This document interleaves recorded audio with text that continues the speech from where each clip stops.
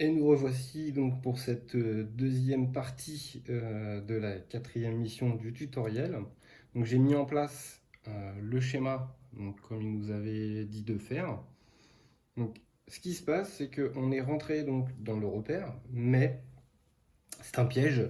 Donc tout ce qui va se situer sur ce petit pion blanc, en fait c'est qu'à la fin de chaque tour, donc tour après assassin et après ennemi, une fois que le tour est terminé, la tuile où il y a le petit marqueur blanc est enlevée du plateau. Donc si jamais il y a des ennemis ou nous, eh bien on est tué, puisque tous ces boules, en fait, c'est un éboulement qui va se passer.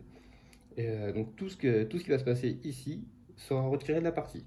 Donc au premier tour, on va retirer cette première plaque, ensuite celle-ci, etc., etc. Donc là, le but ici va être d'aller chercher, donc l'objectif ici, c'est la sortie, en fait, hein, pour qu'on puisse s'échapper de ce piège. Donc on en était arrivé à ce stade-là. Donc Claudio avait perdu un point de vie. Il lui reste deux actions à faire. Et puis notre apprenti assassin, pour l'instant, n'a pas joué. Elle était déjà sur la case qui s'est effondrée. Donc elle a encore toutes ses actions disponibles. Ici, vous pouvez voir que l'on a donc, ces deux points d'expérience parce qu'on a été sur la case d'effondrement. Et puis donc ici, ce sont les petits points d'expérience grâce au coffre que l'on a ouvert. On en a ouvert deux. Et donc on est arrivé ici. Donc le but va être d'essayer d'aller faire l'objectif le plus rapidement possible. Pourquoi? Parce que déjà, l'alarme est donnée, donc il va y avoir beaucoup d'ennemis qui vont apparaître. Et puis, les cases vont s'effondrer petit à petit. Donc moins il y aura de personnes là-bas, plus facile ce sera pour sortir. Donc là, il nous reste deux actions avec l'audio, sauf que l'événement qu'il y avait ici, qui était donné sur le dernier tour, hein, c'était pendant l'étape de combat des ennemis, seul un ennemi par case peut attaquer, mais ce dernier est plus précis, tous ces dés touchent. Donc là, ça veut dire que s'il nous repère, on va se faire toucher automatiquement. Et les déplacements, c'est un point d'interrogation. Donc le point d'interrogation, je vous rappelle, hein, on fait à peu près la moitié du deck d'événements, on retourne, et c'est un S, donc ils iront vers le sud. Donc on sait que ceux qui seront en A ne bougeront pas, ceux qui seront en C vont descendre ici, et ceux qui sont en B resteront sur l'objectif. Donc là, le but va essayer d'aller aller sur cette case-là. Pourquoi? Parce que on sait que ceux qui sont en A ne nous verront pas, donc on sera tranquille. Il faudra juste passer ceux qui vont apparaître du C. Donc pour deux actions, Claudio va avancer de deux cases et va se mettre ici, prêt pour le prochain tour. Ensuite, on a notre apprenti. Donc, 1, 2 cases donc pour deux actions. Et est-ce qu'on fait autre chose? Pour le moment, je ne pense pas, parce que si on avance d'une case, on sait que eux vont descendre dessus, donc on va devoir faire un test de détection. Étant donné que c'est l'alerte, on risque gros. Et si il nous reste deux actions, donc on pourra aller juste là, et là ce sera encore pire, puisque ceux qui vont apparaître en C vont pouvoir nous taper, et ceux qui apparaissent en B, si ce sont des arbalétriers, vont pouvoir nous taper. Donc là, vaut mieux rester là pour le moment, garder nos deux actions, tant pis, et puis on verra ce qu'on peut faire au prochain tour. Donc le tour des assassins est terminé, on fait la phase de renfort. Ici l'alarme est donnée, donc on a deux arbalétriers en A, comme ceci. On a deux gardes agiles, malheureusement, en B, donc sur l'objectif. Tant que l'objectif n'est pas rempli, ils ne peuvent pas bouger. Donc là, ils sont tout en haut, je vais vous remonter un tout petit peu. Voilà, comme ceci. Donc ici, en fait, il y a trois cases sur l'objectif. Trois personnages ne peuvent pas bouger tant que l'objectif n'est pas rempli.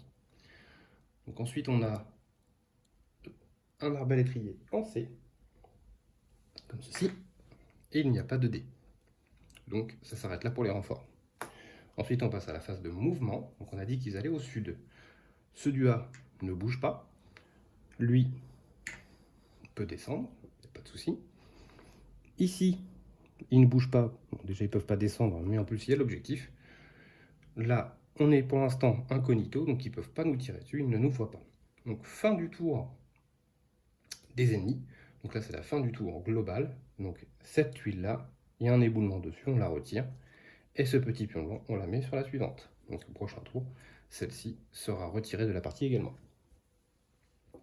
Donc, on a commencé un nouveau tour, événement. C'est une chute du mur. Donc sélectionnez immédiatement une petite tuile dont le mur est en contact avec une tuile moyenne contenant une tour. Là, il n'y en a pas. Donc pour l'instant, il n'y a pas de problème. On ne va pas s'en servir de cette chose-là. La seule indication que ça va nous donner, c'est qu'ils vont aller vers l'ouest. Donc ceux du A qui vont arriver ne bougeront pas, puisqu'ils ne peuvent pas ressortir. Ceux du C resteront sur le C. Et ceux du B, donc il y en a, ça va dépendre combien vont apparaître, mais soit il n'y en a qu'un seul et il restera ici, soit il y en a deux, et donc il y en a un qui va aller là, et un qui pourra se déplacer. Donc voilà comment ça va se passer pour la phase des ennemis. Mais là, ça va être notre tour. Donc on reprend nos 3 actions, comme ceci. Alors, le plus apte à ce qu'on passe inaperçu pour le moment, c'est Claudio. Pourquoi? Parce que, et en plus ici, il n'y a qu'un seul ennemi. Donc on a, je vous le rappelle, la cape qui nous permet de relancer un dé si on est détecté. Ou alors, on fonce et on essaye de finir ça très rapidement.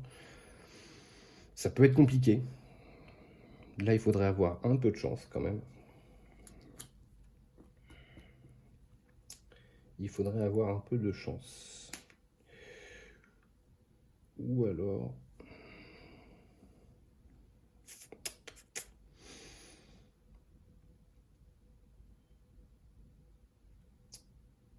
on peut tenter ça. On peut tenter ça. On va jouer une chance sur 2, enfin sur 3, pardon. On va tenter. On verra bien ce qui se passe. Non, plutôt... non, on va le faire... si je fais 1, 2, 3, 4...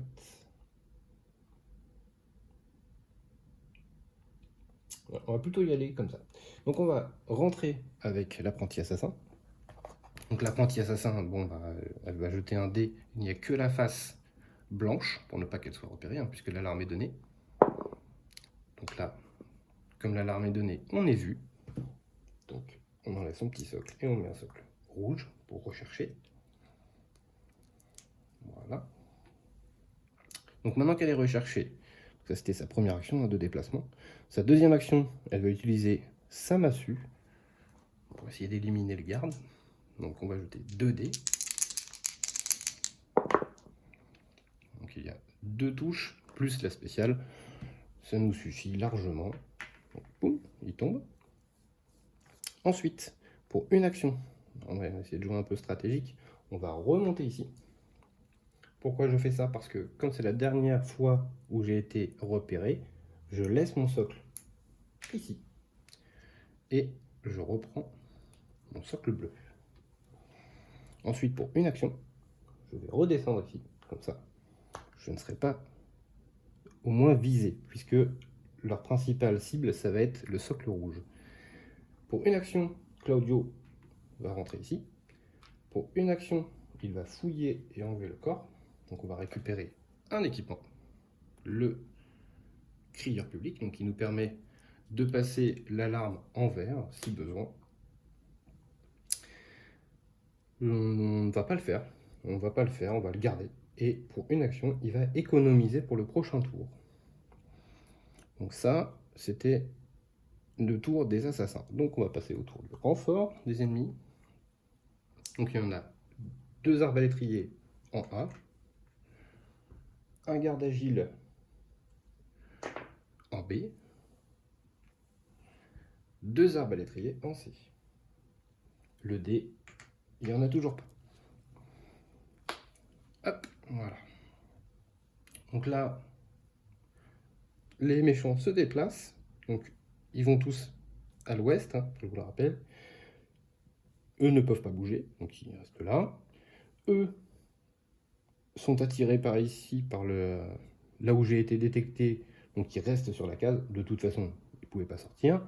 Et ici, les 3 gardes agiles, ils sont bloqués sur l'objectif, donc ils ne se déplacent pas ici. Donc c'est la fin du tour des ennemis. Fin du tour des ennemis. La case ici s'en va. Donc on enlève tout ce qu'il y a. Hop, voilà. Cette case-là disparaît et on passe sur cette case-là. Donc vous voyez hein, que ça nous rattrape petit à petit, donc il ne faut pas trop qu'on traîne quand même pour accomplir l'objectif. On démarre un nouveau tour, événement. Donc c'est esquive. Pendant ce tour, pour chacune de leurs attaques, les assassins peuvent ignorer et relancer un dé dont le résultat est une riposte. On voit qu'ils vont aller vers le nord, donc ça ne changera rien. De toute façon, il faut que ce soit notre dernier tour ou soit l'avant-dernier tour. On reprend nos actions.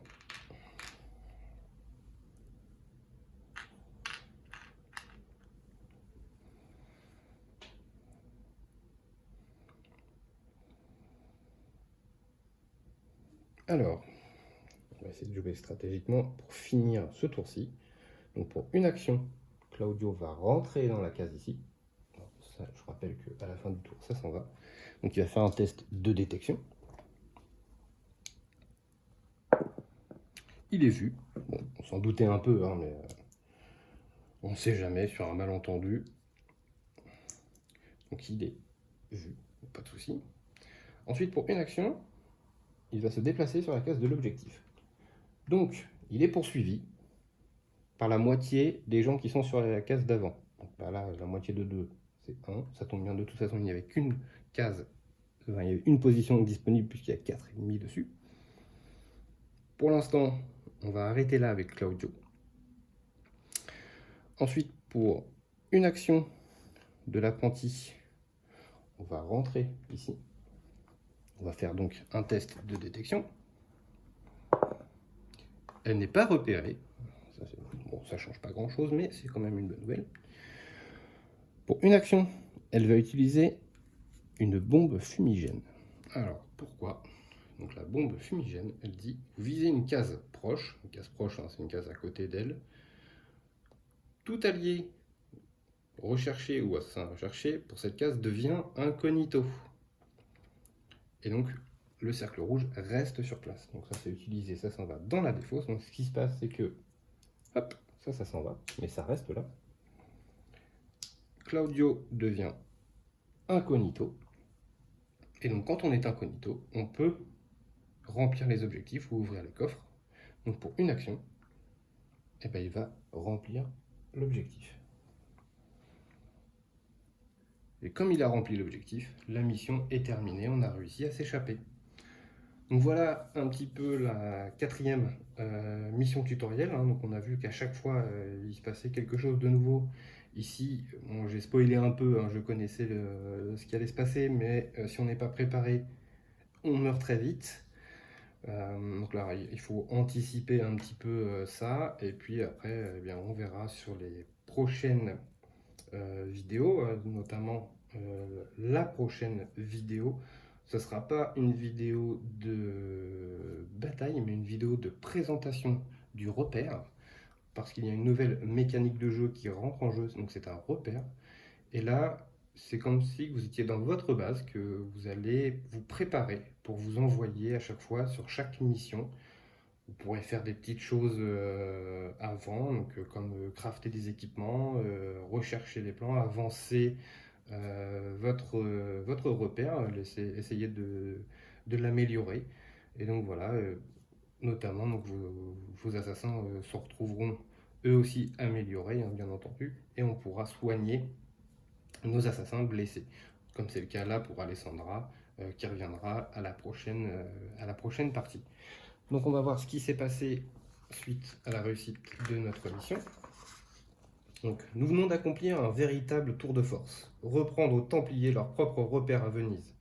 Grâce à l'effondrement, ils ne peuvent pas se douter que nous sommes en vie et que nous allons nous y installer.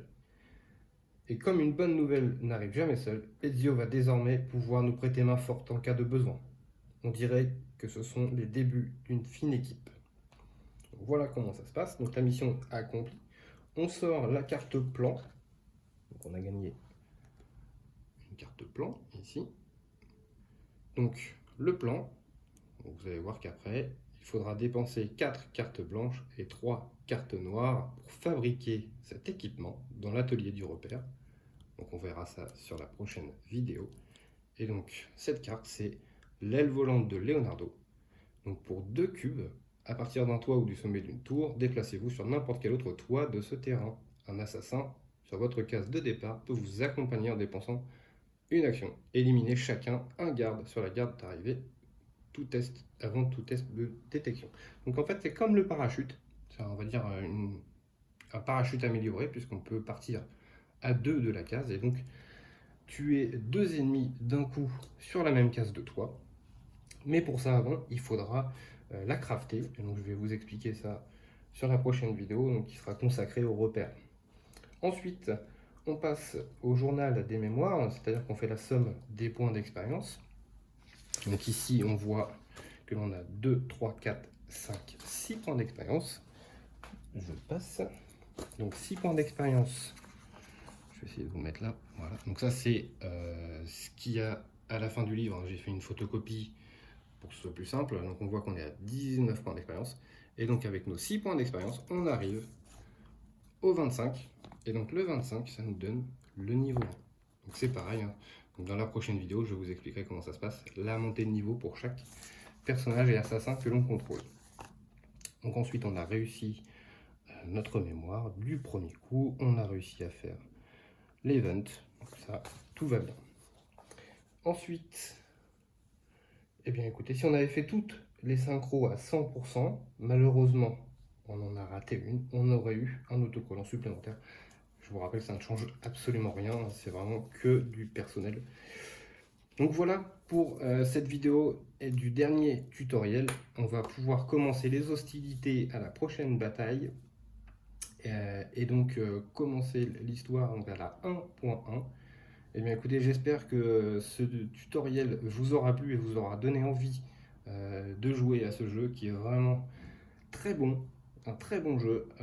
Il faut toujours bien réfléchir avant d'agir. Pas ce que j'ai fait, me semble-t-il, à la deuxième vidéo, mais surtout bien anticiper les mouvements des ennemis et puis essayer d'anticiper les choses comme ceci, où il y a quelque chose qui vous arrive au dernier moment et vous n'étiez pas préparé. Donc voilà. Écoutez, j'espère que tout ça vous a donné envie de jouer à ce jeu. En tout cas, je vous le conseille très fortement. Et puis, si vous voulez continuer à voir l'histoire, je vous invite à me suivre sur la prochaine bataille, donc la 1.1. Merci à vous, à bientôt.